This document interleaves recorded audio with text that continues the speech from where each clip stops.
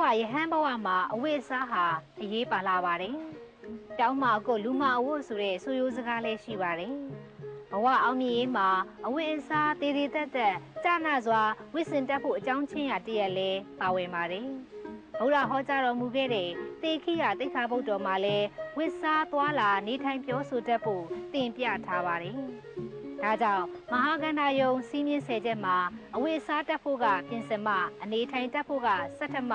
အပြောဆိုတက်ဖို့ကတတ္တမနဲ့အသွာလာတက်ဖို့ကအဋ္ဌမလို့သတ်မှတ်တော်မူခဲ့ပါတယ်ရှင်။ကိုရင်တို့ဒီကြောင်းလိုက်မှာတို့ရောက်လာတယ်ဆိုရင်ကျေးဇူးတင်ဆရာတော်ဘုရားကြီးကစီးမြင့်ဆယ်ချက်ဆိုတာသတ်မှတ်ထားတယ်။အဲ့တော့အဲ့ဒီစီးမြင့်ဆယ်ချက်ကိုကိုရင်တို့ကိုကျက်ပြီးပြီလား။ကျက်ပြီးပါပြီဗျာ။ကဲကျက်ပြီးရင်တစ်ခေါက်ပြန်ဆိုကြည့်သားမှာ။ဤကြောင့်၌သံဃာယေဘောဝဗရမသုနိလေသာဘဝဒုတိယဇမ္မာဘဝတတိယသံယေဘဝသရောဓဘုဒ္ဓတဘဝပိသမနေတန္တဘဝသရမယောဂတဘဝသတ္တမ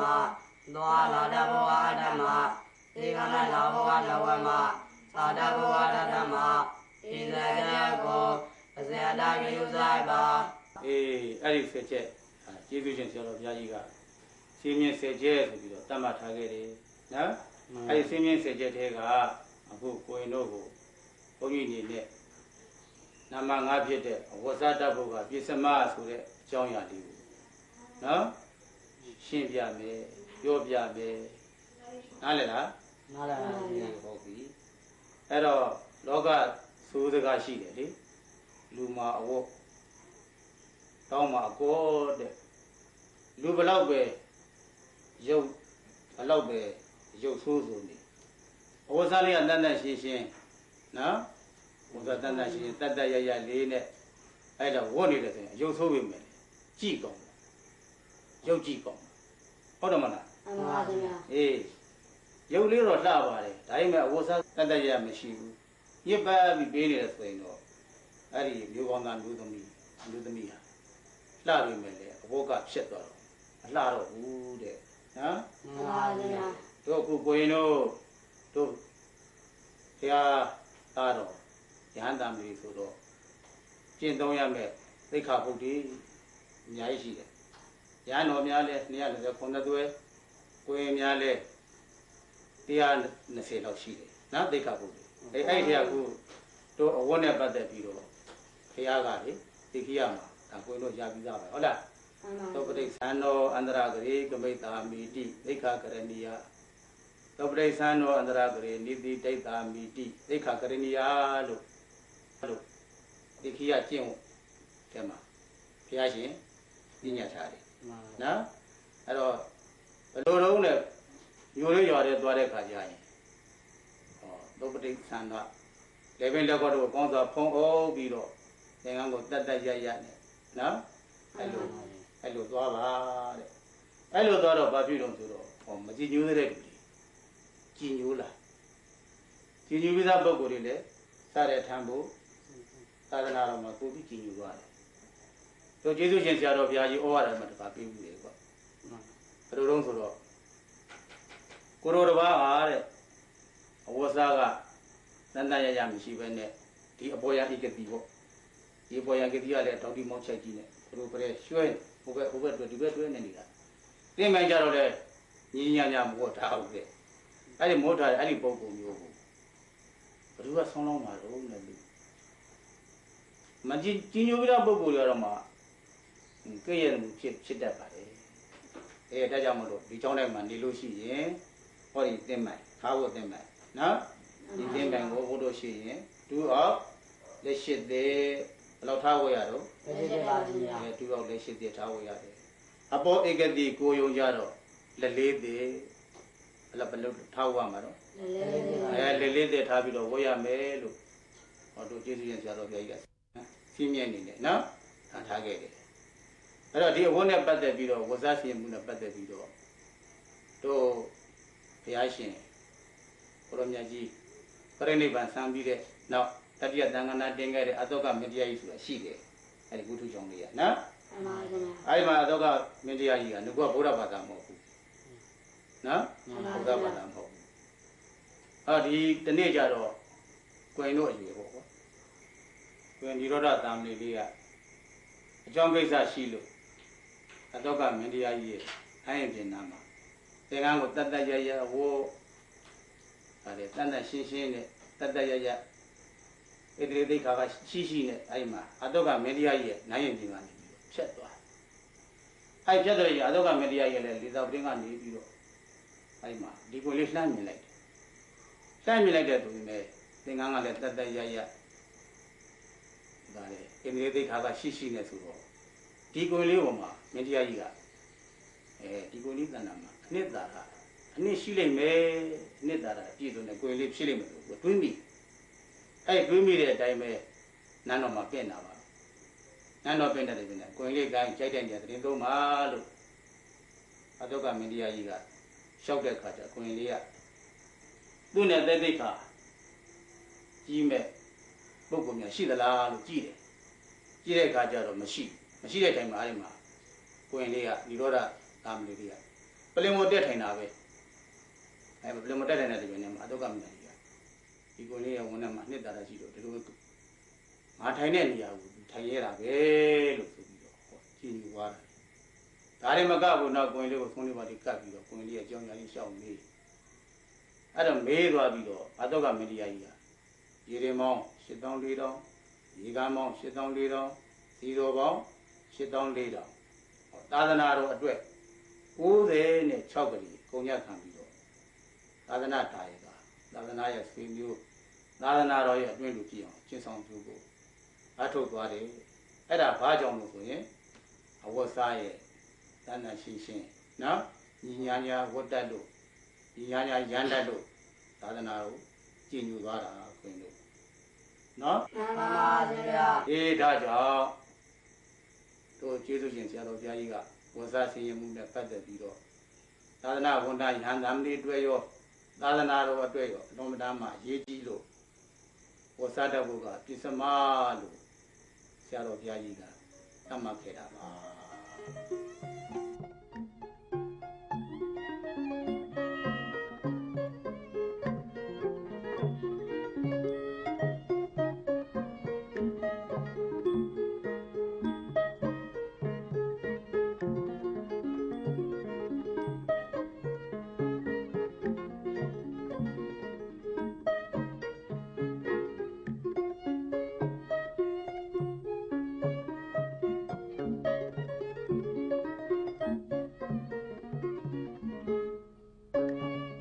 ထိုင်တတ်ဖို့ကသတ္တမဆိုတဲ့စီမင်းကတော့ဘုရားမာကဏောကျေးဇူးတော်ရှင်ဆရာတော်ဘုရားကြီးကျောင်းတိုက်စီမင်း10ချက်ထဲက6ခုမြောက်စီမင်းပါပဲအဲဒီ6ခုမြောက်စီမင်းဟာအလုံးသောလူတွေရောရှင်တွေရောအလုံးလိုက်နာလိုက်ပါတယ်ဒီစီမင်းနဲ့ပတ်သက်ပြီးတော့ဘုရားစာတဲ့ပေထဲမှာတိုက်ရိုက်ပဲပါပါတယ်ဧကမန္တနိတိတိဧကမန္တအထာတိဧကမန္တန်တင့်တယ်လျောက်ပါတခုသောအရာဖို့၌နိတိတိထိုင်နေ၏ဧကမန္တန်တင့်တယ်လျောက်ပါတခုသောအရာ၌အထာတိရနေ၏ဒါကိုဘုန်းကြီးတို့ဆရာတော်ဘုရားကြီးကအဖွင့်အတိုင်းဧကမန္တန်ဝေနီလေညာမြင့်မောက်ရာနှင့်မျက်နာချင်းအနောက်ကျောရဟုလို့ဆိုဥပမာအဖြစ်ပါဆိုလိုတာလို့ဆိုတော့ဆရာသမားများနဲ့ဆက်ဆံတဲ့အခါလူသူ၄ပါးနဲ့ဆက်ဆံတဲ့အခါမှာအဝေးကြီးကလည်းလှမ်းပြီးတော့မပြောရအဝေးကြီးကလှမ်းပြီးတော့ပြောတယ်ဆိုလို့ရှိရင်အတန်ဟာကျဲလောင်ဖြစ်နေတယ်ဒါကြောင့်အဝေးကြီးကလည်းလှမ်းပြီးတော့မပြောရဝေးနီးတယ်အနီးကကပ်ပြီးတော့လည်းမပြောရအနီးကပ်ပြီးတော့ပြောလို့ရှိရင်ကိုယ့်ရဲ့အနံ့ကြီးသူတစ်ပါးကိုနှိပ်စက်ရရောက်တယ်ဆရာသမားကိုနှိပ်စက်ရရောက်တယ်ဒါကြောင့်အနီးကပ်ပြီးတော့လည်းမပြောရတင့်တော်တဲ့နေရာနေရဝေးနီးလေးညာတဲ့နံပါတ်3ကတော့လေးညာဆရာသမားကသူ့မို့ကိုနဲ့ဆက်ဆံတဲ့ပုဂ္ဂိုလ်ကလေးအောက်ကကိုကလေးညာပဲထည့်ပြီးတော့မပြောရဘူးမဆက်ဆိုင်အဲ့လိုပြောလို့ရှိရင်ကိုယ့်ရဲ့ကိုနတ်တွေကဆရာသမားသွားပြီးတော့နှိပ်စက်တခြားပုဂ္ဂိုလ်သွားပြီးတော့နှိပ်စက်ဝေးနီးလေးညာမြင့်မောက်ရာနဲ့ကိုယ်ကမြင့်တဲ့အရာမောက်တဲ့အရာကနေပြီးတော့ဆရာသမားကအောက်ကဒီလိုလည်းမပြောရအဲ့လိုဆိုလို့ရှိရင်ဆရာသမားကိုမယိုသေးရရောက်တယ်ဒါကြောင့်မို့လို့အဲ့ဒီမြင့်မောက်ရာအရာကလည်းဆက်ဆံတမှုမပြုရဘူးဝေနီးလေးညာမြင့်မောက်ရာ မျက်နာချင်းမျက်နာချင်းမျက်နာချင်းကြည့်ပြီးတော့ဒီလိုလည်းမပြောရဘူးအဲ့လိုပြောလို့ရှိရင်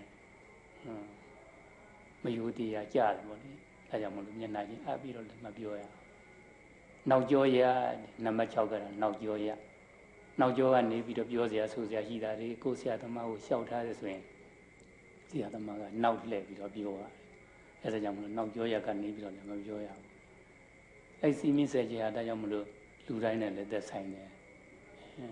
ရဟန်းရှင်လူအလုံးနဲ့သက်ဆိုင်တာမလို့ဆရာတော်ဘုရားကြီးကကျောင်းစီမင်းဆက်ကြီးထဲမှာအနေထိုင်တတ်ဖို့ကသတ္တမလို့ထည့်ထားတာဖြစ်ပါတယ်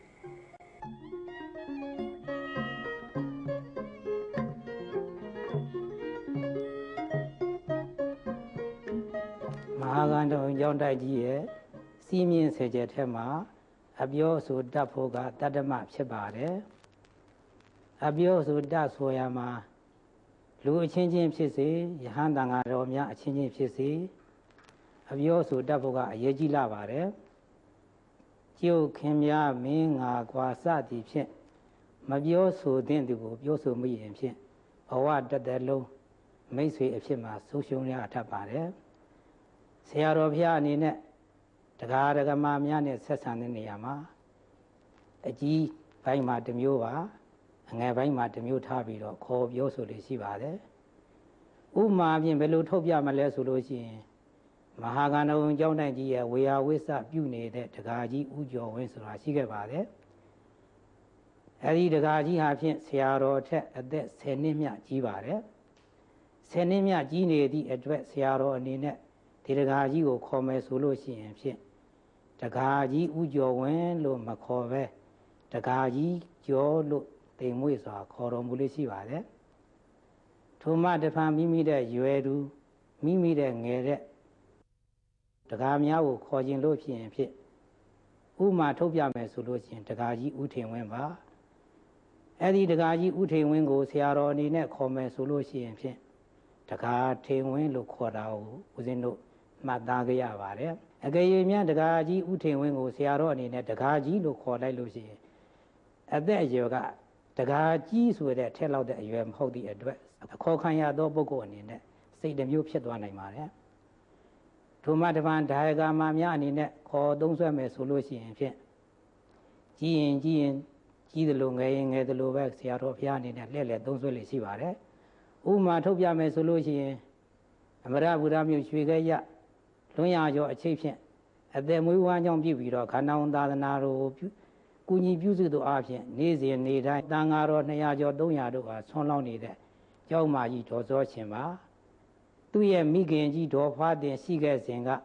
ဆရာတော်ဘုရားအနေနဲ့ဒကမာကြီးဒေါ်ဖားတင်ကိုခေါ်ရင်လို့ရှိရင်ဒကမာကြီးဒေါ်ဖားတင်လို့ပဲခေါ်တော်မူလို့ရှိပါတယ်ယခုလက်ရှိသမီးဖြစ်သူဒကမာကြီးဒေါ်စောရှင်ကိုတော့ဆရာတော်အနေနဲ့ခေါ်မယ်ဆိုလို့ရှိရင်ခေါ်စရာအကြောင်းများပေါ်လာလို့ရှိရင်ဒကမမရှင်လို့ခေါ်လေးရှိပါတယ်ဆရာတော်ကဦးဇင်းတို့ကိုဘယ်လိုဆုံးမဘူးသလဲဆိုတော့ဒကာလေးတွေဒကမာလေးတွေကငယ်ငယ်လေးတွေရှိသေးတယ်တဲ့ဦးဇင်းတို့ကိုရင်တို့က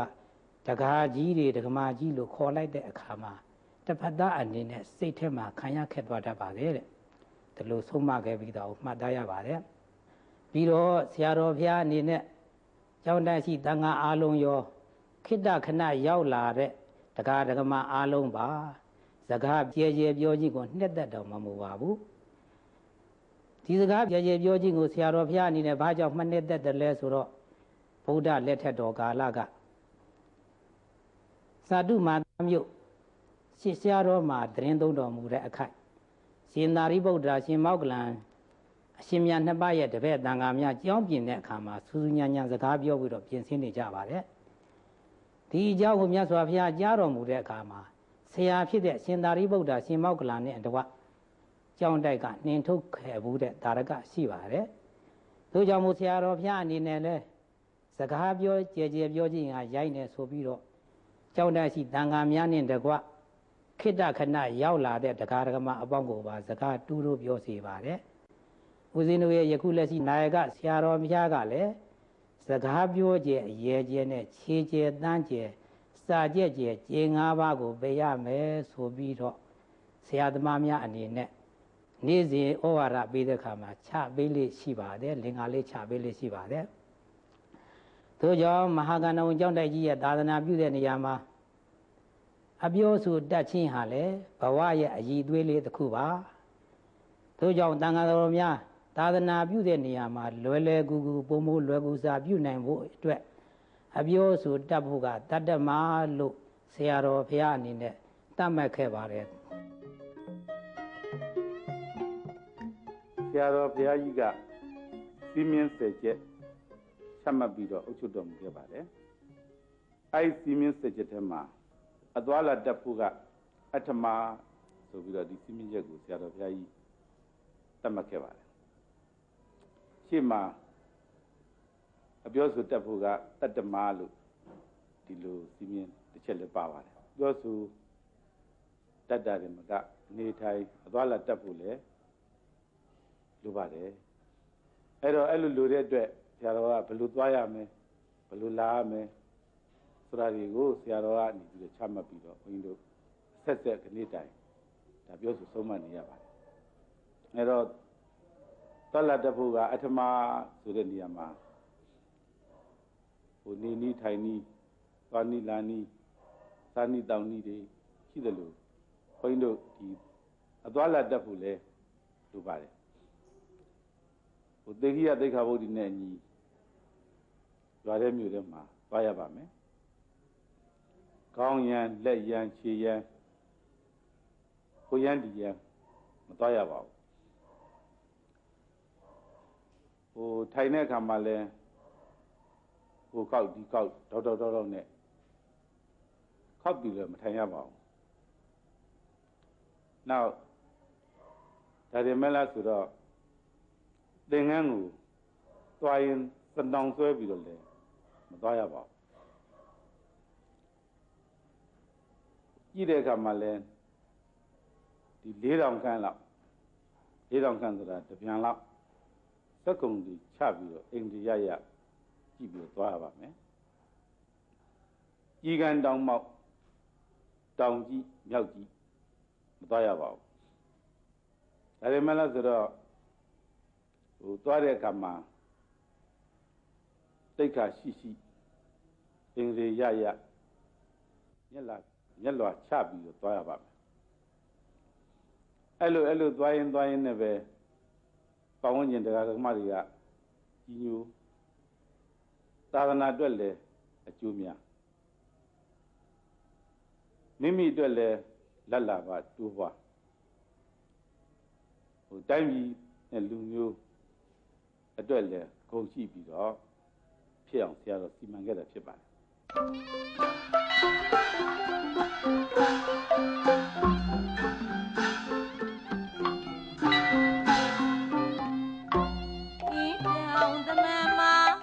ယ်အောင်မများလာပြီဝိညာဉ်ပြည့်ချုံသာသနာတော်မဟာကဝနာယုံစတိရှင်သလကာပိဝန်သလုံးသိမြင်ကြလေဝေနာပြီ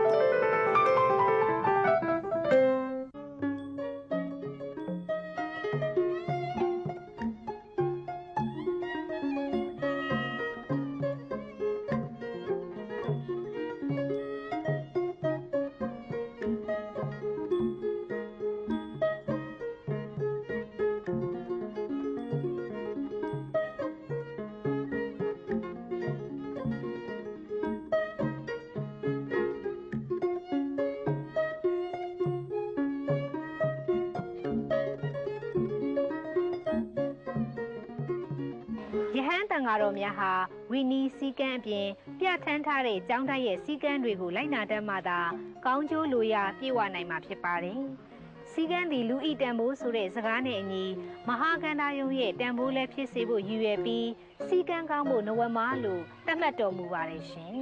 ။ ရှင်းနံပါတ်စီမင်းကအတော်လာတက်ဖို့အထမလို့စီမင်းစီကံချတာပါဆရာတော်ဘုရားကြီးကတပိသယန္တန်ကများသွားလာတဲ့အခါမှာယင်ကြီးကြီးတိမ်တိမ်မွေ့မွေ့သွားလာတတ်ဖို့ယင်ကြီးတိမ်မွေ့သွားလာတဲ့အခါမှာယင်ရတဲ့ပုဂ္ဂိုလ်များညီလိုတတ်တာပွားဖို့အတွက်သွားလာတဲ့အခါမှာသွားလာတတ်ဖို့ဆိုပြီးတော့ရှင်းနံပါတ်စီမင်းများအသွားလာတတ်ဖို့အထမလို့စီကံချမှတ်ထားပါရှင်းနံပါတ်စီမင်းပြီးတဲ့အခါမှာကိုယ်နံပါတ်မှာစီကံလိုက်နာဖို့ကနဝမလို့စီကံကိုယ်နံပါတ်စီမင်းချထားပါကိုယ်နံပါတ်စီကံလိုက်နာဖို့နဲ့ဆက်ပြီးတော့ပြောရမယ်ဆိုရင်စီကံဟူသည်လူဤတန်ဖိုးလို့ဆိုစကားရှိပါစီကံရှိတဲ့လူသည်တန်ဖိုးရှိတန်ဖိုးကြီးမားပါအဲ့ဒါလိုပဲစီကံဆိုတာမဟာကန္တာယုံရဲ့တန်ဖိုးလို့လည်းဆိုနိုင်ပါဟောလဲဆိုတော့သာနာတော်ရဲ့အသက်ဖြစ်တဲ့ယူနိသိက္ခာဘုဒ္ဓဟာယန္တာမဏိများကျင့်သုံးရမယ်စီကံတွေပဲဖြစ်ပါဒါကြောင့်သာနာတော်ကြီးသက်ဝင်ရှင်သန်နေဖို့အတွက်ယန္တန်ဃာတော်များစီကံလိုက်နာဖို့အလွန်အရေးကြီးပါသာနာဝန်ထမ်းယန္တန်ဃာတော်များဆရာစီကံတွေကိုလိုက်နာနေကြပြီဆိုရင်ဒီသာနာတော်ကြီးစနစ်တကျတိုးတက်စီပင်ရှင်သန်နေမှာမလွဲပါဘူးဒီမှာကံတော်ကျောင်းတိုင်းမှာဆိုရင်သာသင်္သာယဟန်သာမဏေဥဒ္ဓတော်တွေဟာဝိနည်းစည်းကမ်းကိုလိုက်နာရတဲ့အပြင်ကျောင်းတိုက်ကချမှတ်ထားတဲ့စည်းကမ်းတွေကိုပါလိုက်နာကြရပါဝဆာဆင်ရင်အနေအထိုင်အပြောအဆိုလောကမှုအလုံးမှာစည်းကမ်းတကျဖြစ်ဖို့စည်းကမ်းတကျဖြစ်မှသာစနစ်တကျတိုးတက်နိုင်ပါစည်းကမ်းနာတမရှိပဲဗျံပဒလုပ်ခဲ့ပြီဆိုလို့ရှိရင်အချိန်တိုအတွင်းမှာဗျံပဒပြိုလဲသွားနိုင်ပါအဲ့ဒါဆရာဘုရားကြီးကစည်းကမ်းလိုက်နာဖို့ကနောမဆိုတဲ့အချက်မှာစည်းကမ်းလိုက်နာဖို့အရေးကြီးတယ်ဆိုတဲ့သဘောကိုပြထားတဲ့စည်းကမ်းချက်စီမင်းချက်ပါပဲဒီလိုဆရာတော်ဘုရားရှိစဉ်ကဟောဝါဒကျောင်းဆောင်ပေါ်မှာဟောဝါဒသွားရပြီဆိုလို့ရှိရင်ဟောဝါဒထိုင်တဲ့နေရာမှာညီတက်ညီညာထိုင်မှုညီညာမထိုင်လို့မျက်လုံးကလည်းဟိုဒီကြည့်မိပြီဆိုလို့ရှိရင်ချက်ချင်းအဲ့ဒီကိုရင်အဲ့ဥစဉ်ကိုငတ်တထားခိုင်းပြီးတော့ဆရာကိုမေးပြီးတော့ခုဆရာသမားကိုတံပေးခိုင်းပါတယ်အဲ့ဒါလို့ကျောင်းတက်ရဲ့တို့ရမယ့်အနေထားကျင့်သုံးရမယ့်အနေထားတွေကိုအဲ့ဒါလို့ဆရာတော်ဘုရားကတင်းကြပ်စီမင်းစည်းကမ်းသဘောတရားကိုပြောပြပြီးတော့အဲ့ဒါလို့ဆရာသမားနဲ့တကွဆုံးမခဲ့ပါတယ်ပြောပြခဲ့ပါတယ်အဲ့တော့ယနေ့မဟာကန္တော်ကျောင်းတိုက်ကြီးဘုံတရင်ဝိပြတ်အရှိတည်တတ်နေတာကျောင်းတိုက်ရှိနာဂကျုဆရာတော်မအစဘုသူတော်တွေအဆုံးအားလုံးစီကံလိုက်နာခဲ့ကြလို့စီကံကောင်းခဲ့ကြလို့ဖြစ်ပါတယ်ကျေးဇူးရှင်ဆရာတော်ဘုရားကြီးကဘုရားရှင်ချမှတ်တဲ့ဝိနည်းစီကံကျောင်းတိုက်ကချမှတ်တဲ့ကျောင်းတိုက်စီကံဒီစီကံတွေရှိနေုံနဲ့မပြီးသေးဘူးလိုက်နာဖို့လည်းလိုအပ်သေးတယ်လိုက်နာနေမှသာဒီသာနာတော်ကြီးဆ နစ်တကျတွတ်တက်စီပင်ရှင်းတန်းတွေမှာမြင်လို့မို့ကျောင်းတိုက်စီမင်းဆက်ချက်တွင်ကိုကူမြောက်9နံပါတ်နေရာမှာစီကံလိုက်နာဘုရားနိုဝင်ဘာလို့စီမင်းချမှတ်ခဲ့ပါတယ်ဆရာတော်ဘုရားကြီးကအလွန်စည်းကမ်းရှိတယ်ဒီလိုဖက်နှက်ချွတ်တဲ့နေရာသူ့နေရာနဲ့သူတကားပေါက်နဲ့မချွတ်ဘူးဘေးနာအဲ့လိုဆရာတော်ဘုရားကြီးဒီတွေ့တဲ့နေရာပဲဘယ်နေရာပဲဖြစ်ဖြစ်သူ့အကြောင်းထဲမှာဆိုရင်ဆရာတော်ဘုရားကြီးဆိုရင်စာအုပ်ထားတာကစဗီဒီယိုကိုသူမကြည့်ဘဲနဲ့ယူလို့ဘာစာအုပ်ဆိုတာသူအဲ့လောက်မျက်နှာလွဲယူလို့ရအောင်ဆရာတော်ဘုရားကြီးအမတန်မှစီကံရှိပါတနေ့တော့ဆရာတော်ဘုရားကြီးကြည်နေတဲ့စာအုပ်ကိုသူတိပင်စာအုပ်ကိုကြည်ရင်းနဲ့ဒီစာအုပ်လေးတိမ့်ပေးလိုက်ပါဆိုပြီးတော့ဦးစင်းကိုခိုင်းတဲ့အခါကျတော့ဦးစင်းကလည်းအလွယ်တကူဒီလိုပဲသူထားနေတဲ့စာအုပ်ကိုအစင်းကိုဒီတိုင်းထိုးတင်ထားလိုက်ထိုးတင်လိုက်တဲ့အခါကျတော့နောက်တအောင်လောက်ဆရာတော်ဘုရားကြီးအဲ့ဒီစာအုပ်ပြန်ကြည့်ခြင်းလို့သူပြန်ပြီးတော့ယူတော့မတွေ့တော့ဦးစင်းကိုပြန်ပြီးတော့ခေါ်ခုနစာအုပ်ကောတယ်ယူခဲ့စမ်းဆိုဦးစင်းကယူပေးတယ်ခုနငါရှာတာမတွေ့ပါလားတဲ့နင်စီကန်းအတိုင်းမလုတ်ပဲကိုနင်စီကန်းဒီစီကန်းမရှိလို့ခုလောကမှာအမတန်မှဒုက္ခရောက်နေကြတာတဲ့စီကန်းမှာအမတန်မှတန်ဖိုးရှိပါတယ်နင်စီကန်းတန်ဖိုးနားမလဲပဲတဲ့ဆိုပြီးတော့ဦးစင်းကိုစုံမလိုက်တယ်မဟာကန္တာယုံစီးမြင့်ဆယ်ကျဲမှာစာတတ်ဖို့ကဓတ္တမဖြစ်ပါတယ်စာတတ်ဖို့ဆိုတာလူဘဝမှာအရေးအကြီးဆုံးဖြစ်ပါတယ်ဂေါရမဗုဒ္ဓမြတ်စွာဘုရားပင်လျင်ပညာကိုအကြီးမှုပြုပြီးဖျားဖြစ်တော်မူခြင်းဖြစ်ပါတယ်ဒါကြောင့်အရှင်ဇနကဘိဝန္တဟာမဟာကန္တာယုံကျောင်းတိုက်ကြီးထဲမှာရှိတဲ့စာသင်သားတာမဏေကိုရင်ယဟန်တန်ဃာတော်များကိုစားဝတ်နေရေးပူပင်ကြောင်းကြမှုမရှိစေဘဲပညာသင်ပေးနေတာဖြစ်ပါတယ်စာတတ်ဖို့ကဓတ္တမလို့ဆိုပေမဲ့ပညာကိုဦးစားပေးခဲ့တာထင်ရှားပါတယ်ရှင်တော်ရောမြို့ပါဆိုသလိုစာသင်ထွက်ကြတယ်ဆိုတာစာတတ်ဖို့ဆိုပြီးတော့ထွက်ကြတာစာတတ်ဖို့ကိုအဓိကထားကြတာအဲ့တော့ဘုန်းကြီးတို့ဆရာတော်ဘုရားကြီးကတော့စာတတ်ဖို့ကဓတ္တမဆိုပြီးတော့စေနာပတ်ကြောင့်မှထားတယ်ရှေ့ပိုင်းကစိတ်ကောင်းရှိဖို့ကတို့ကြံ့မာဖို့ကတို့ဝီနည်းလေးစားဖို့ကတို့စီကံလိုက်နာဖို့ကတို့စသည်ဖြင့်ကိုချက်ကိုရန်တင်ထားတယ်အဲ့ဒါဘာလို့လို့ဆိုတော့စာတတ်ပြီးတော့စိတ်ကောင်းမရှိလို့ရှိရင်စိတ်ကောင်းမရှိဆိုတာလဲအထူးသဖြင့်အကုသိုလ်တရားတွေတဲကအိဒါနဲ့မစ္စရိယဆိုတဲ့တရားစုနှစ်ပါးအထူးသဖြင့်စာသင်တိုက်ကြီးတွေလို့စုစုဝေးဝေးနေတဲ့နေရာတို့ဟိုနေရာဒီနေရာပေါ့လေမြို့ရွာအသီးသီးနေကြတဲ့နေရာတွေမှာအိဒါနဲ့မစ္စရိယတရားစုနှစ်ပါးဟာဖြက်လို့ဖြက်စီလောက်တတ်တဲ့တရားစုကြီးနှစ်ပါးပဲအိဒါဆိုတာကိုယ့်ရဲ့ตาသွားတာကိုမနာလိုတာမကြည့်ကျင်တာမရှုစိမ့်တာအကောင်မပြောကျင်တာအကောင်မပြောနိုင်တာဒါအိဒါရဲ့သဘောပဲအကျဉ်းချုပ်ကမစ္စရိယဆိုတဲ့သဘောကကိုယ်ရှိတာလေးကိုရှုပ်ဝှက်ခြင်းတယ်ကိုယ်ရှိတာလေးသူများနဲ့ဝေမစားခြင်းဘူးမပေးခြင်းဘူးမကမ်းခြင်းဘူးကိုယ်သိထားတဲ့အသိပညာလေးတွေသူများသိသွားမှစိုးတယ်ကိုတတ်တယ်လို့တတ်မှစိုးတယ်ကိုစံမိုးအောင်တယ်လို့အောင်မှစိုးတယ်ဒါမစ္စရိယသဘောဒါအများစုဟာဒီတရားစုနှစ်ပါးဟာဝင်နှောက်နေတယ်အဲ့ဒီတရားစုနှစ်ပါးကိုလက်ခံထားလို့ရှိရင်တော့စိတ်ကောင်းမရှိတာပဲများသောအားဖြင့်လည်းပဲစာသင်တိုက်ကြီးတွေဖြစ်ဖြစ်တရားဌာနတွေဖြစ်ဖြစ်ရရွာနေပဲမြို့ပြတဲ့အသီးသီးမှာပဲဖြစ်ဖြစ်မိသားစုတွေနေကြတဲ့နေရာမှာပဲဖြစ်ဖြစ်ဒီသဘောစုနှစ်ပါးကဖြစ်စည်းတတ်တယ်ပြီးတော့စားတော့တတ်တယ်စိတ်ကောင်းကမရှိတော့သူများပေါ်မနာလိုအိတ်သာဖြစ်မနာလိုအိတ်သာစိတ်ထဲတဲ့ဖြစ်ရုံနဲ့မကဘူးဖြက်လို့ဖြစ်စည်းကပျက်စီးအောင်ကလှုပ်ချင်သေးတယ်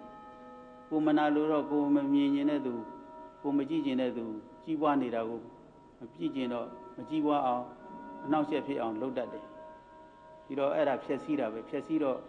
ခုနပြောသလိုအယူလက်ထားအမိတယ်လို့ဆိုလို့ခိုသူခုတ်ခြင်းတယ်လို့ဒီလူခုတ်မှလို့တထိတ်ထိတ်တလန့်လန့်နေရတဲ့အဖြစ်မျိုးရောက်တတ်ပါတယ်ဒါကြောင့်အိဒါမစ္စရိယဆိုတဲ့တရားစုနှစ်ပါးအထူးသဖြင့်မွေးမြူထားတဲ့လောဘဒေါသမောဟတွေလည်းအားကြီးတဲ့လောဘလည်းရိုးရိုးလောဘကိစ္စမရှိဘူးဝိသမလောဘလို့ခေါ်တဲ့မတရားလောဘပေါ့ ကိုယ့်ဘာကိုသားကိုသမီးအတွက်စီးပွားရေးရှာလို့လိုချင်လို့ရကျင်တာကိစ္စမရှိဘူးမတရားလောဘတွေနဲ့သူများပစ္စည်းမတရားလိုချင်သူများစီကပစ္စည်းအတင်းကိုပစ္စည်းဖြစ်အောင်လုပ်ဆိုတဲ့လောဘဆိုတဲ့တရားစိုးတွေပေါ့အဲ့လိုတရားစိုးတွေချင်းကပ်ပြီးတော့စိတ်ကောင်းမရှိလို့ရှိရင်စာတတ်တာဟာဘာသုံးမှမကြဘူးတဲ့ဒါကြောင့်စာတတ်ဖို့ကဒသမလို့ထားပြီးတော့စိတ်ကောင်းရှိဖို့နံပါတ်1ထားလိုက်တာဖြစ်ပါတယ်အဲ့ဒီလိုပဲစိတ်ကောင်းရှိဖို့နံပါတ်1ထားသလိုပဲကျမ်းမာဖို့ကစာတတ်ပြီးတော့မကျမ်းမာရင်လည်းဘာသုံးမှမကြဘူးအလုံးလုံးမလုံးနိုင်ဘူးအပေါ်ပဲဆံကုန်မြေလေးဖြစ်နေတာဝီနီးမလေးစားပြန်မှုဆိုရင်လည်းအသုံးမကျစီကံမလိုက်နာဘူးဆိုရင်လည်းအသုံးမကျအသွားမလာမတတ်အနေထိုင်မတတ်အပြောဆိုမတတ်စသည်တွေဖြစ်နေရင်လည်းပဲအပြောမတတ်တော့ဆဲတယ်လို့ဆိုလို့ကောင်းတဲ့အလုပ်မပေါ်လာပဲနဲ့မကောင်းတဲ့အလုပ်တွေပဲပေါ်လာတတ်တယ်ဒါကြောင့်မို့လို့စာတတ်ဖို့ကဒသမလို့အချက်10ချက်မြောက်မှထားပြီးတော့ရှေ့ပိုင်းကအကောင်းတရားတွေကိုရှေ့တန်းတင်ထားတာဖြစ်ပါတယ်ဒါကြောင့်ဘုန်းကြီးတို့ဆရာတော်ကြီးကစာတတ်ဖို့ကဒသမဆိုတဲ့စီမင်းကိုရေးဆွဲခဲ့တာဖြစ်ပါတယ်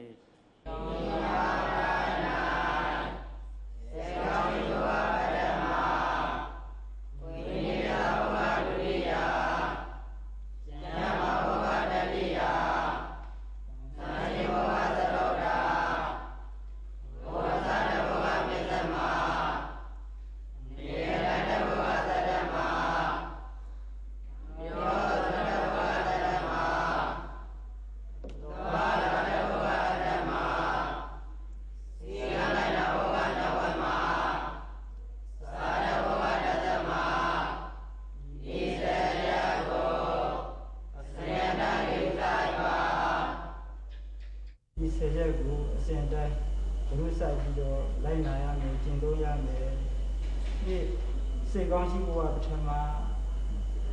ယဟန်သာမဏေချင်းချင်းယဟန်ချင်းချင်းလူအချင်းချင်းပေါ့မိမိကစိတ်ကောင်းထားတာကိုရည်ကြည်တယ်ကိုယ်သတင်းတော်ကိုအချင်းချင်းယဟန်သာကအချင်းချင်းအဲ့လိုမိမိကစိတ်ကောင်းစေနာကောင်းနဲ့လူရမယ်တားရမယ်ပြေးရမယ်ကားရမယ်နော်အဲ့ဒါကိုအဲ့လိုပုံပုံမျိုးစိတ်ကောင်းရှိတယ်ဆိုရမယ်ဒါကမိမိတို့လမ်းသွားရင်ဘောဘီလေးတွေဖြစ်ဖြစ်ခဲတာလေးတွေဖြစ်ဖြစ်မိမိကပေါက်ရထားတယ်လို့ဆိုလို့ရှိရင်အဲ့ဒီဘောဘင်ခဲတာလေးကိုရှင်းရှာပြီးတော့အရှင်ဘုရားဘောဘင်တွေပြီးတော့ကောက်ရလို့အရှင်ဘုရားပြန်ပြီးတော့ပြေးပါလေအဲ့လိုမိမိကအဲ့လိုကျင့်သုံးရမယ်နော်အဲ့လိုကျင့်သုံးတဲ့ပုဂ္ဂိုလ်ကိုစိတ်ကောင်းရှိတယ်လို့ဆိုရမယ်နော်အဲ့ဒါကြောင့်မို့လို့ကိုရင်တို့စိတ်ကောင်းရှိအောင်ကျင့်ဆောင်ကြိုးကိုအားထုတ်ကြဝီနီလေးစားကဒုတိယဝီနီဆိုတာ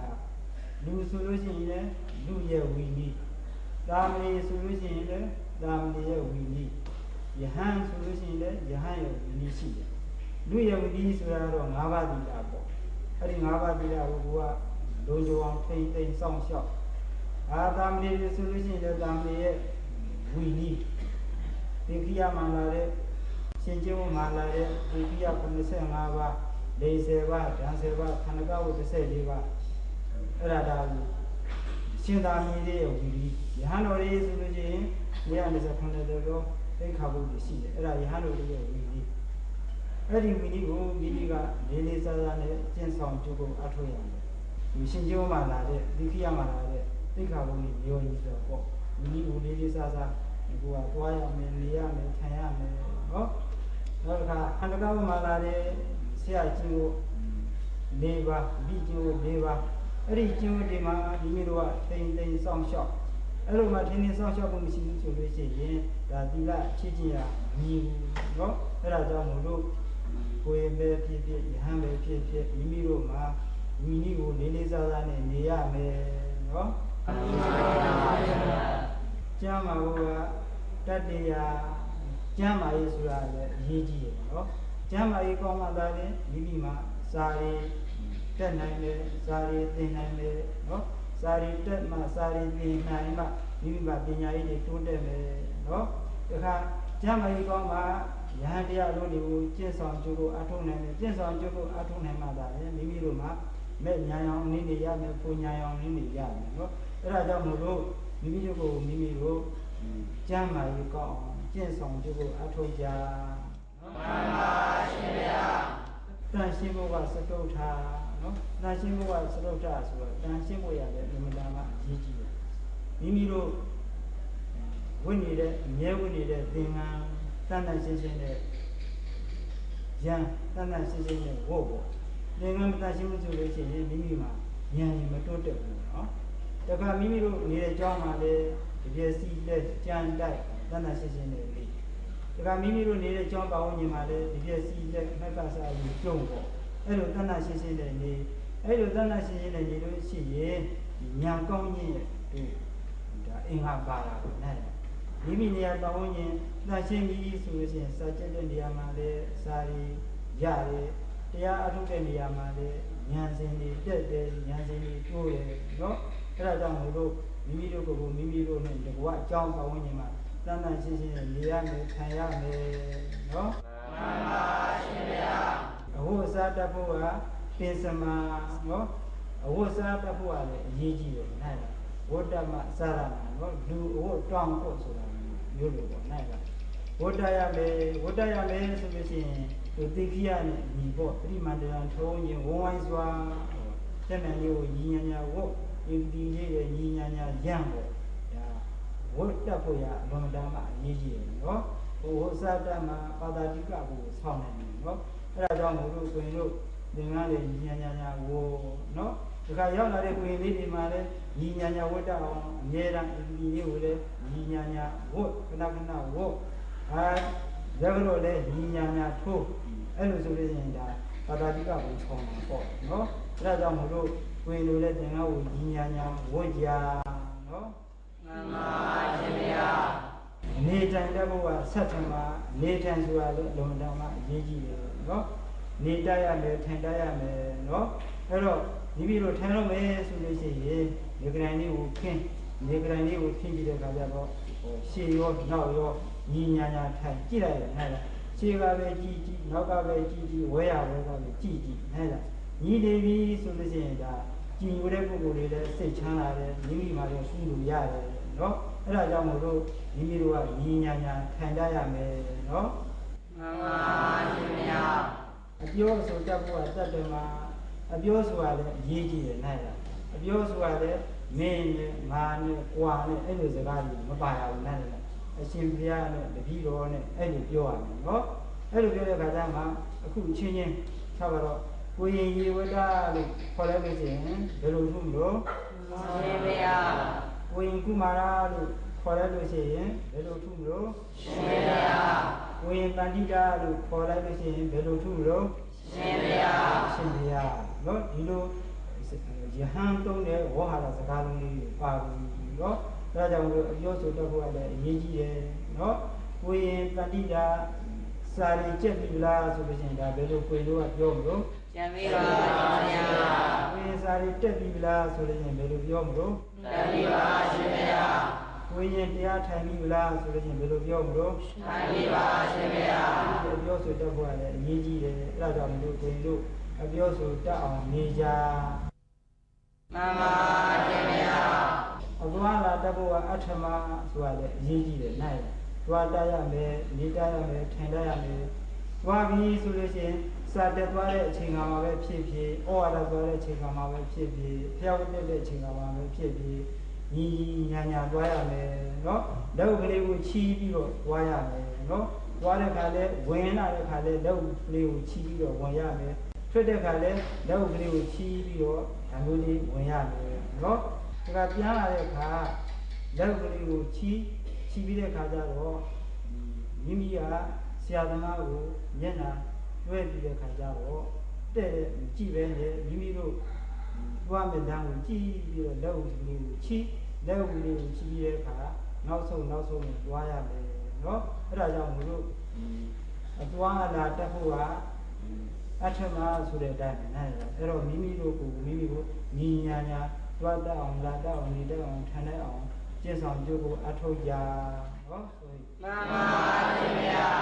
စီကလိုက်နာဖို့ကနဝမှာစီကဆိုတာရှိတယ်။ညာလိုက်တော့တာမဖြစ်ရဘူးနားလည်လား။ဒါကတို့ဒါတို့လက်နဲ့တည်းလည်းမကန်ရဘူးနားလည်လား။ဟော တို့တို့ဒါတို့လည်းနဲ့ဒီကံကြီးဒီသွားလိုက်ကထွက်သွားတယ်ဒါအစီကံကြီးပေါ့သေးစိတ်စီကံလေးတွေရှိသေးရဲ့နားလားအဲ့ဒီသေးစိတ်စီကံလေးကဘယ်လိုလဲဆိုလို့ရှိရင်ထားတော့မိမိတို့ကစွမ်းစားသွားတော့မယ်ဆိုလို့ရှိရင်တပိတ်ကလေးကိုထားတော့ညီညာညာကိုရမယ်ဆိုလို့ရှိရင်တပိတ်ကလေးကိုညီညာကိုနေပထန်တက်တော့ဘွားလေးကိုပခုံးမော်တင်ရမယ်ဆိုလို့ရှိရင်ဒါနေပထန်တက်တော့ဘွားလေးကိုပခုံးမော်တင်မိမိတို့စွမ်းစားစွဲမှာရောက်လာပြီဆိုလို့ရှိရင်ဒီကလန်လေးကိုခင်းဒီကလေးကိုချဒီကလန်လေးကိုခင်းအဒီဘက်ထွက်ပြီးတခါသင်္ကန်းရုံးလာတယ်ဆိုရင်သင်္ကန်းယူလေးကိုဖြက်ညီညာညာဝက်လက်ဆေးပြောင်းဆေးပါဇက်တို့ကတော့ဆေးဒီမှာမိမိတို့နေရာရောက်ပြီဆိုလို့ရှိရင်တင်းမြင်ခွေထိုင်ပြီးမှလက်လေးနဲ့ခါရဲယူရတယ်ယူပြီးတော့ဒီဆွမ်းလုပ်ကလေးကိုပြင်ရတယ်ပြင်ပြီးတဲ့ကဆင်ရတယ်ဆင်ရင်ပြီးမှဒီဆွမ်းလုပ်ကလေးကိုပါဇက်ထဲကိုတွဲရမယ်နော်အဲ့ဒါကြောင့်မို့လို့စီကံလိုက်နာဖို့ကနိုဝင်ဘာဆိုတဲ့အတိုင်းဝေလို့ရတယ်ဒီစီကံကိုလိုက်နာကျင့်သုံးထိန်းသိမ်းစောင့်ရှောက်ကြနော်မှန်ပါရှင်ဗျာစတ္တဘုရားတတမအဲ့ဒါလည်းအလုံးဒါမှအရေးကြီးတယ်နော်စတ္တဘုရားတတမဆိုရင်ဆရာတော်ကြီးကနောက်ပြေဆုံးထားတယ်ရှေ့ခေါ်ပြပါစီကံ9ချက်ရှိတယ်အဲ့ဒီစီကံ9ချက်ကိုမိမိတို့ကိုယ်တိုင်လက်တွေ့ကျင့်သုံးပြီးတော့စာရီမှန်မှန်သင်နေမယ်စာရီမှန်မှန်တက်နေမယ်စာရီမှန်မှန်ကျက်နေမယ်စာရီမှန်မှန်ပြန်နေမယ်စာရီမှန်မှန်စဉ်းစားနေမယ်ဆိုရင်စာမတက်မရှိဘူးစာတက်မှပြေးကြပြီးတာပဲနားလေလားငငယ်နဲ့စာတက်ပြီးဆိုလို့ရှိရင်ခွေတို့သာသနာအကျိုးတွေတိုင်းပြည်အကျိုးတွေသာသနာတော်ရဲ့အကျိုးတွေ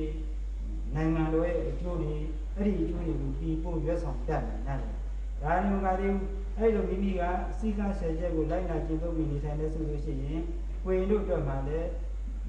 အကျိုးရှိမယ်ပြစ္ဆုတ်ပံဘဝမှာလည်းအကျိုးရှိတယ်နောင်တန္တရာဘဝမှာလည်းအကျိုးရှိတယ်နော်ဒါခွေတို့အတွက်ပဲဒါခွေတို့ပုတ်ထားတဲ့နေပြီးပါဆရာသမားလေးဟောငါတို့ဒါလေးကဏ္ဍဘုံမှာသွားပြီးတော့နေတယ်စာရီတက်တယ်စီကံတွေလိုက်နာတယ်ကျင့်သုံးတယ်ဆိုလို့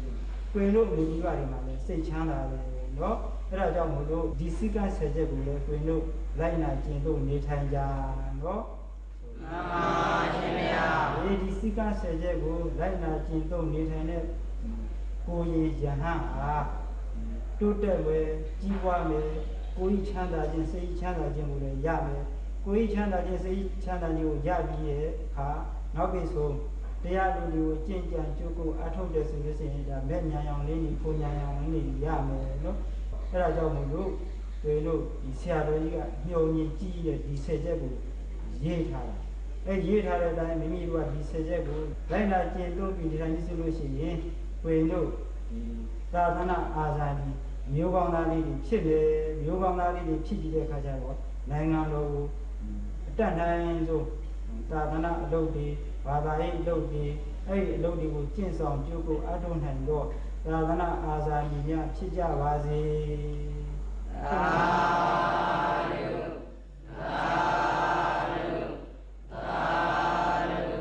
မဟာကန္တာယုံရဲ့စီးမြင်ဆယ်ချက်မှာကာယကံဝစီကံမနောကံဆိုတဲ့ကိုယ်စိတ်နှလုံး၃ပါးလုံးကိုစောင့်ထိန်ပြီးနောက်ဆုံးပညာနဲ့ထိန်းချုပ်ခါဘဝနေနည်းကိုအကောင်းဆုံးဖန်တီးလမ်းညွှန်ပြသထားတာဖြစ်ပါတယ်မိမိရဲ့စိတ်ကိုကောင်းရာမှာတည်စေပြီးနေထိုင်ပြုကျင့်ပြောဆိုမှုအလုံးကောင်းနေအောင်ပညာဉာဏ်သတိနဲ့ထိန်းကျောင်းနေထိုင်တတ်ခြင်းအပြင်ကောင်းမှုမြတ်နိုးကောင်းအောင်ကြိုးပြီးကောင်းကျိုးကို၌တည်စေမှာဖြစ်ပါတယ်ရှင်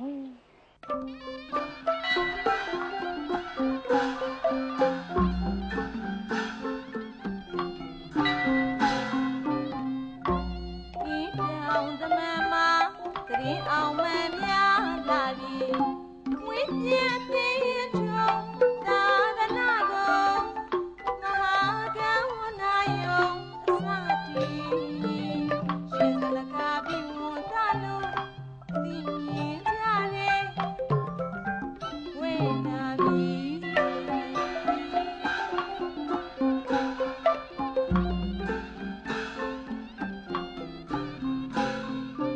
ဘုရားမြတ်စွာလူတော်ကြောင့်သင်ကြား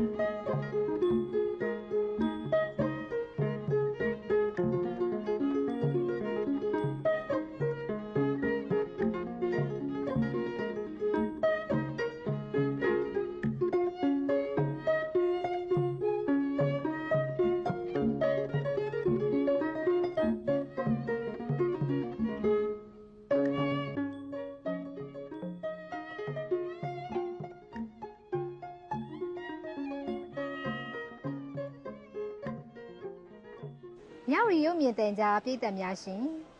မဟာကန္တာယုံကျောင်းတိုက်ကြီးရဲ့သာသနာရေးဆိုင်ရာတတိတာလုပ်ငန်းတွေကိုနေမထွက်မီအရင်တနာရီစောပြီးစတင်ပါတယ်ပထမဦးစွာတုံပေါင်းတစ်သားစီကြီးကိုပထမ24ပစ္စည်းရွတ်ဆိုပြီး24ချက်ခောက်ပါတယ်ဒါဟာအိယာနိုတုံးပေါင်းတန်ဖြစ်တဲ့အတွက်ကျောင်းတိုက်အတွင်းမှာသတင်းသုံးနေကြတဲ့ယဟန်တန်ကအားလုံးသာမဏေဖိုးသူတော်ဘာမကျန်အိယာကထပြီးကိုလက်တန့်စင်ထားပါတယ်ရှင်အာရမဏပစ္စယောအဓိပတိပစ္စယောအနန္တရာပစ္စယောသမဏန္တရပစ္စယော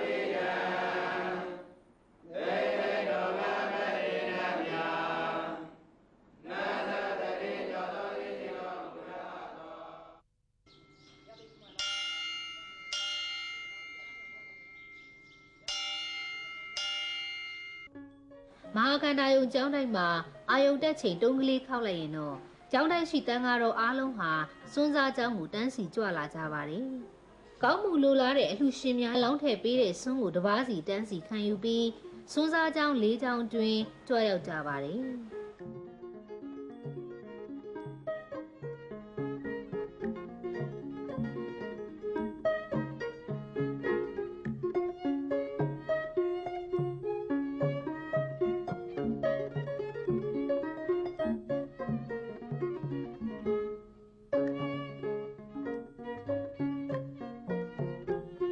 လေးတောင်စပွဲတစ်ခုမှာ၄ပါးစီကိုနေရာကိုထိုင်ပြီးအတူတကွတစ်ချိန်တည်းသုံးဆောင်ကြပါတယ်ရှင်။တန်ဃာတော်များသုံးဆောင်မှုအတွက်စွန်းစားစပွဲပေါ်မှာစွန်းဟင်းနှစ်ခွက်နဲ့လက်ဖက်ရည်ချမ်းအပူပြင်ဆင်ပေးထားပြီးဖြစ်ပါတယ်ရှင်။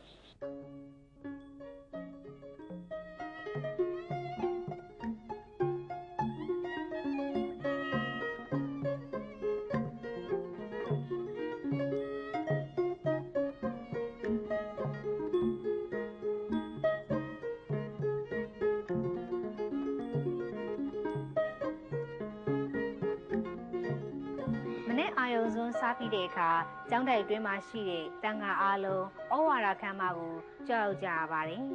။ရိုသေခြင်းလက္ခဏာသင်္ကန်းလက်လိတ်ထိုးကရာဘက်ပခုံးထက်မှနေရာထိုင်ကျင်ပြီးလက်အုပ်ချီမှဝန္ဒနာရှိခုနဲ့ဩဝါဒခမ်းမကိုကြောက်လာကြရတာဖြစ်ပါတယ်ရှင်။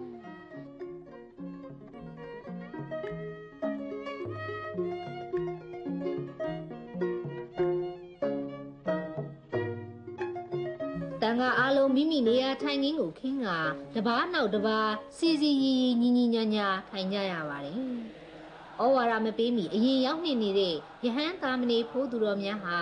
ယရနာ၃ပါးဂုဏ်တော်များနဲ့တန်ဝေကလင်္ကာများကိုရွတ်ဆိုကြပါတယ်။ရှေ့စဉ်နောက်ဆက်ရောက်ရှိလာတဲ့ယဟန်သာမဏေများကလည်းအတူပါဝင်ရွတ်ဆိုကြပါတယ်။အားလုံးစုံညီစုဝေးရောက်ရှိလာတဲ့အခါနာယကဆရာတော်ဒါမှမဟုတ်အနုနာယကဆရာတော်တစ်ပါးကဩဝါဒပေးတော်မူပါတယ်ရှင်။အရှင်စနကပြည့်ဝန္တစတင်ခဲ့တဲ့မနေ့ပိုင်းဩဝါဒတွေဟာဆရာတော်ကြီးရဲ့သာသနာရေးဆိုင်ရာသဘောထားများဖြစ်ပါတယ်။ဆရာတော်ကြီးပြောဆိုလိုတဲ့အတိပေးလိုတဲ့ပြုပြင်စေလိုတဲ့အချက်တွေကိုမနေ့ဩဝါဒမှာထည့်သွင်းပြောကြားတတ်ပါတယ်။ဆရာတော်ကြီးအနေနဲ့ပြောဆိုစရာဆုံးမစရာရှိတဲ့တဘောဝလုံးနဲ့ပတ်သက်တဲ့ကိစ္စတွေတကြောင်လုံးနဲ့ပတ်သက်တဲ့ကိစ္စတွေပိဋကတ်နဲ့ဆက်ဆိုင်ရာအဆိုအမိန့်တွေကိုနိုင်ဝက်45မိနစ်ကြာဩဝါဒပေးလိမ့်ရှိပါတယ်။မနေ့ပိုင်းဩဝါဒပေးခြင်းဟာအလွန်ထိရောက်တဲ့စနစ်တစ်ခုဖြစ်ပြီးကျောင်းတော်ကြီးအရှိတည်တဲ့အောင်ထိမ့်သိမ်းဆောက်ရှောက်ရမှာလဲများစွာအထောက်အကူပြုပါတယ်ရှင်။ဒီနေ့မရမူရမျိုးမာဂနာကျောင်းတိုင်းအတွင်းလာရောက်ပြီးတော့ကုသိုလ်ကောင်းမှုပြုကြတဲ့ကုသိုလ်ကောင်းမှုရှင်များနဲ့ထိုကုသိုလ်ကောင်းမှုရှင်တို့၏ကုသိုလ်လုပ်ငန်းအခမ်းအနားတို့ကိုရှိဥစွာအကျဉ်းချုပ်နေတဲ့ကြီးညာပေးပါမယ်။ အလှရှင်များရဲ့စွန်ကြွေစွန့်ကပ်အလှရှိတဲ့နေ့တွေဆိုရင်အလှရှင်များကိုယ်တိုင်ဩဝါဒခမ်းမကိုလာရောက်ကြပါတယ်။ဩဝါဒပေးပြီးနောက်ကျောင်းတိုင်းဆရာတော်တစ်ပါးကစွန့်အနုမောဒနာတရားဟောကြားပါတယ်။ပြုအပ်ပြီးတဲ့ကောင်းမှုကုသိုလ်ပတ္တိဒါနကိုအမျှ3ချိန်ပေးပြီးတာရုအနုမောဒနာ3ချိန်ခေါ်ဆိုပြီးမှမနေ့ပိုင်းဩဝါဒပြီးဆုံးပါတယ်ရှင်။မနေ့ဩဝါဒပြီးတဲ့နောက်မိမိတို့သတင်းသုံးနေထိုင်ရာကျောင်းဆောင်ကိုပြန်လာကြပြီးမိမိတို့ကျောင်းတိုက်ဝန်းကျင်နဲ့ကျောင်းတလင်းပြင်တန့်ရှင်းရေးအတွက်တပြက်လှည့်ခြင်းသေနာသနာဝတ်များကိုဆောင်ရွက်ကြပါတယ်။ကျောင်းဝင်းတန့်ရှင်းမှုပြုပြီးတဲ့နောက်ဆွမ်းငံကြွားကြရပါတယ်။မကျမ်းမာသူများနဲ့နာယကဖုံးတော်ကြီးများမှတပါကျောင်းတိုက်ရှိတန်ခါအားလုံးဆွမ်းငံကြွားရတာဖြစ်ပါတယ်။သင်္ကန်းဝန်းညီညီဝတ်ဆင်ပြီးတပိတ်အိတ်တွေကိုညာဘက်ပခုံးမှလွှဲကအမရဘူရမြို့နယ်ပတ်ဝန်းကျင်အနီးရွာတွေကိုဆွမ်းငံကြွားလေးရှိကြပါတယ်ရှင်။တရားတရားပြေဝပြီးအလှူဒန်းအပေးကမ်းရရောတဲ့ဗုဒ္ဓဘာသာဝင်ဒါယကမများဟာကြွလာသမျှဆွမ်းငံတန်ခါအားလုံးကိုနေများမဟုတရားကြီးပြူစွာနဲ့တက်ဆွမ်းသ၍ဆွမ်းလောင်းလူကြပါတယ်ရှင်။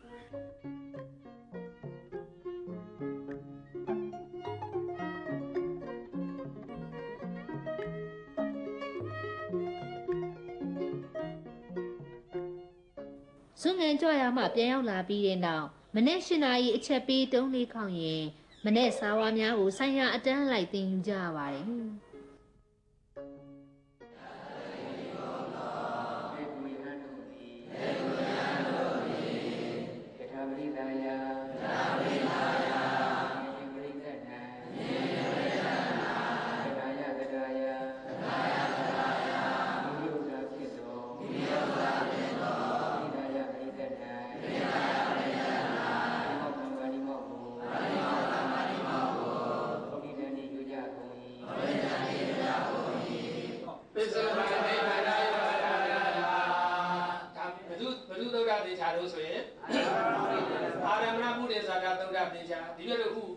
သွားနေတယ်ကပညာဝါဒပါဠိတော်ကိုသွားနေသလားသဝါဒပါဠိတော်ကိုသွားနေသလားဆိုရင်ပညာဝါဒပါဠိတော်ကိုသွားနေတဲ့အတွက်ပစ္စည်းဗရဏဟောသလားပစ္စည်းဥပ္ပံဗရဏဟောသလားဆိုရင်ပစ္စည်းဗရဏဟောတဲ့အတွက်ယောက်ျားဒီလမ်းကိုသွားဤဆိုတဲ့ဝါကြလေးဟာကတ္တဟောဝါကြကိုခင်းကြတာလားကံဟောဝါကြကိုခင်းကြတာလားကတ္တဟောဝါကြကိုခင်းကြတယ်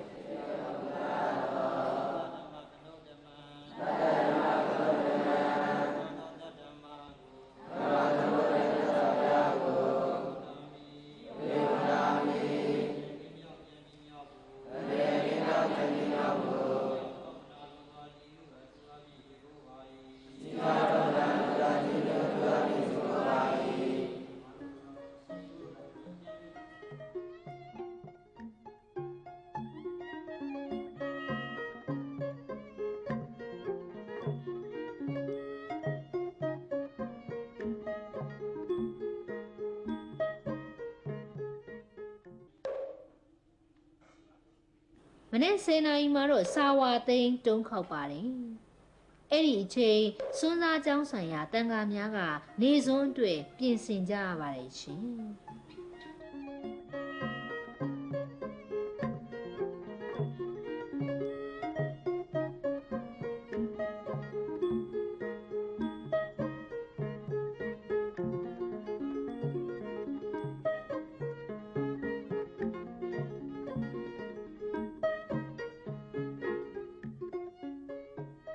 မဟာကန္တာယုံကျောင်းတိုင်းမှာမနေ့10နာရီခွဲတန်ချောင်းခောက်ချိန်ဟာနေ့စွန်းစားချိန်ဖြစ်ပါတယ်။ကျောင်းတိုင်းရှိတန်ခါများဟာမနေ့စွန်းငံကြွရမှရလာတဲ့စွန်းဟင်းများပါတဲ့တပိတ်ကိုယူဆောင်လာပြီးစွန်းစားကျောင်းကိုတန်းစီပြီးကြွရောက်ကြရပါတယ်ရှင်။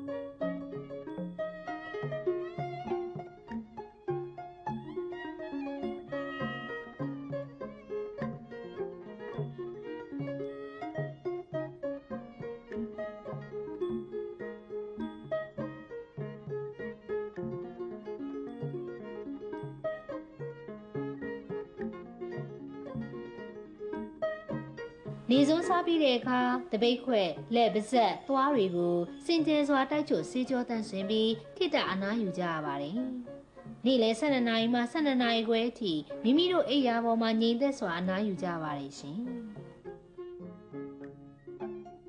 12နာရီခွဲမွန်းလွဲအချက်ပြီးတုံးလေးခောက်လိုက်ရင်တော့အနားယူရမှထကအချို့တန်ခါများကရေချိုးကြပြီးအချို့တန်ခါများကစာဝါလိုက်ကြပါတယ်။မွန်းလွဲတနာရီကနေပြီးညနေ9နာရီအထိတနာရီတစ်ကြိမ်အချက်ပေးတုံးခေါက်တိုင်းသက်ဆိုင်ရာအတန်းအလိုက်စာဝါများတင်ယူကြရပါတယ်ရှင်။အရန်ဒါရကောကိန်းနာမောဟုတ်လား။ဒါဘာလို့လဲဆိုရင်မေးလိုက်တာဟုတ်မလား။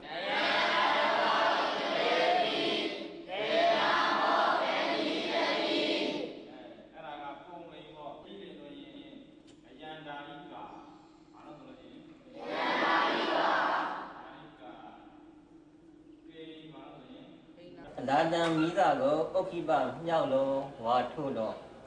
မိကိုတောက်စီတော့မိသားကိုမြောက်လုံးဝါထုတော့စုကြည်သားအားတွေကို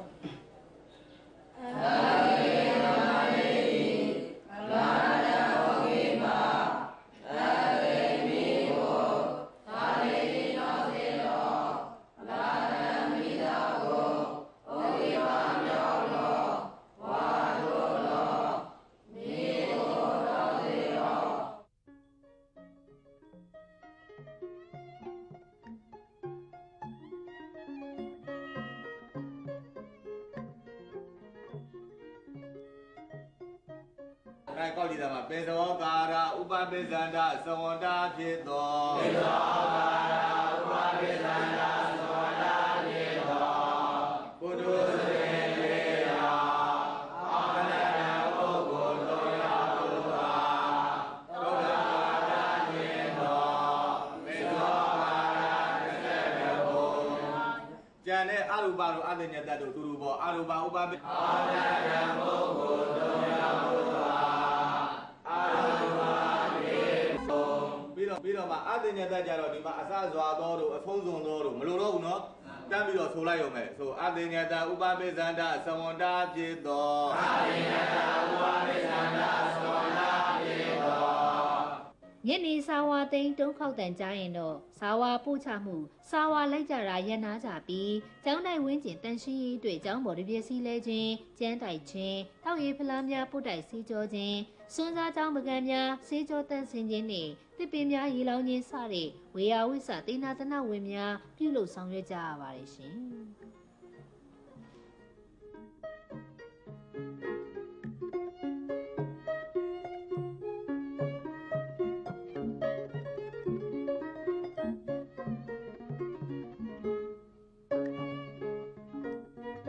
အလုတ်ဝတ္တရားပြီးချိန်တန်ချောင်းခောက်ချက်ပေးရင်အေးတဲ့လတွေမှာတော့ဂျင်းနဲ့ထညက်ရေးဘူးကိုဖြစ်စီ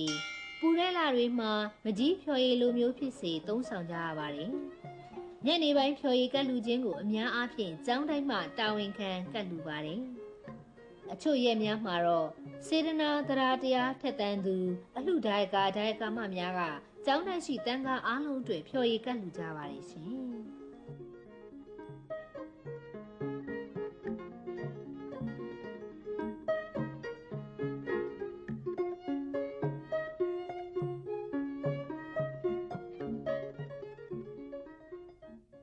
နေဝင်ချိန်မှာချိန်ကိုက်ကြေးမောင်းခေါင်းလောင်းထိုးရင်ဖျားဝတ်တက်ကြရပါတယ်။မဟာကန္တာယုံကျောင်းဝင်းအတွင်းဖျားဝတ်တက်ရန်တတ်မှတ်ထားတဲ့စေဌာနကိုယဟန်တန်ဃာသားမဏေဦးသူတော်တို့ကအသီးသီးရောက်ရှိလာပြီးဖျားရှိခိုးဝတ်တက်ကြပါတယ်ရှင်။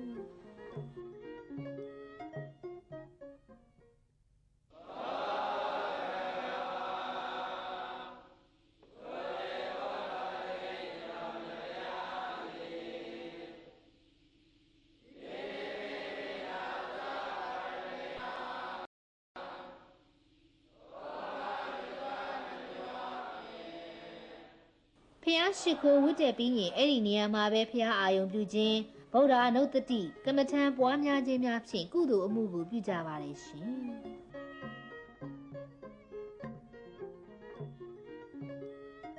တရားထိုင်ပြီးတဲ့နောက်တ ပြစ္ဆဝခဏလေးကနဲ့ကျေးဇူးရှင်ရှင်ဇနကာပြုဝန်သားဆရာတော်ကြီးရဲ့ကျေးဇူးကုံကိုရှိခိုးရွတ်စုပူဇော်ကြပါရရှင်